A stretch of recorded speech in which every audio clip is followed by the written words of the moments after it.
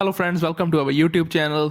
आपका मेरे इस चैनल पे स्वागत है। आज की वीडियो बहुत ज़्यादा इंपॉर्टेंट होने वाली है। प्लीज़ वीडियो को लास्ट तक देखकर ज़रूर जानें। अगर आप इस चैनल पे नए हैं तो चैनल को सब्सक्राइब और वीडियो को लाइक और प्लीज़ वीडियो को शेयर ज़रूर करें, क्योंकि आज कुछ पॉजिटिव अपडेट निकल के आए हैं ऑस्ट्रेलिया के बॉर्डर्स के रिगार्डिंग। मैंने सोचा आपके साथ शेयर कर दूँ और ओमिक्रॉन के कुछ पॉजिटिव अपडेट्स निकल के आए हैं। आपका ज़्यादा टाइम वेस्ट ना करते हैं, हम शुरू करते हैं आज की वीडियो।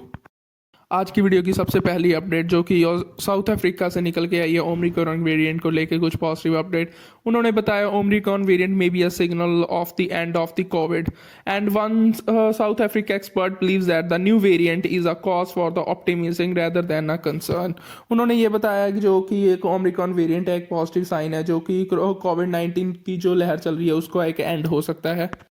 और साउथ अफ्रीका के जो doctor Richard Friedland Netcare group of CEO है, उन्होंने पॉइंट किया है जो health experts in South Africa has exposed hope that a massive surge in infections and throughout their country will not be matched by increases in hospitalizations and deaths। उन्होंने सीधा सीधा बताया है जो अब ये ओमिक्रॉन के ज़रूर केसेस तो ज़रूर बढ़ेंगे, बट इसके बढ़ने के साथ कोई भी हॉस्पिटल्स या डेथ रेट बहुत ज़्यादा डिक्रीज़ होगा, क्योंकि ये बहुत माइल्ड सिम्टम्स के साथ हो रहा है, एज अ फ्लू हो रहा है और ये घर में ही रहकर रिकवरी हो सकती है।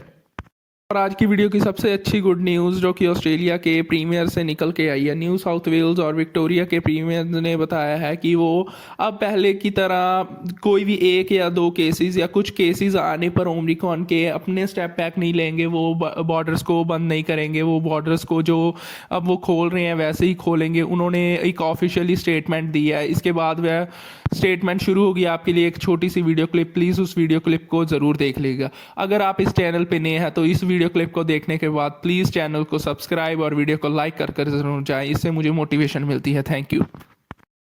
Look, individual states have to take health advice and have to make their own decisions. I think the situation in some of those states is very different to what's occurring in Victoria and New South Wales, and it's different for a number of reasons. One, there's much more virus there, variant or no variant. There's much more virus obviously here and in New South Wales than there is in some of the so-called zero states. The first and second dose, the double dose COVID-19 vaccine rates are much higher in New South Wales and Victoria as well, compared to some other states. They're kind of finishing the year with a real flourish. They're getting close, but we have more people vaccinated, more people protected. So the situation is different, and I've never been one to criticise other states making what they believe to be the right choice.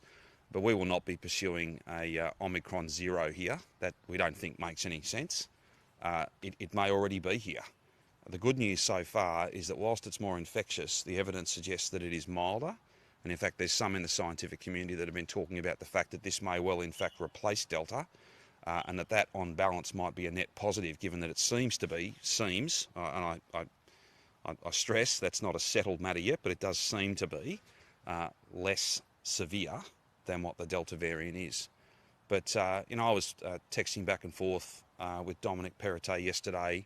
We're very confident that we can keep our rules the same, and we think that's really important, not just for the people of Victoria and the people of New South Wales, but if Victoria and New South Wales are working closely together, I reckon that's pretty good for the rest of the country as well.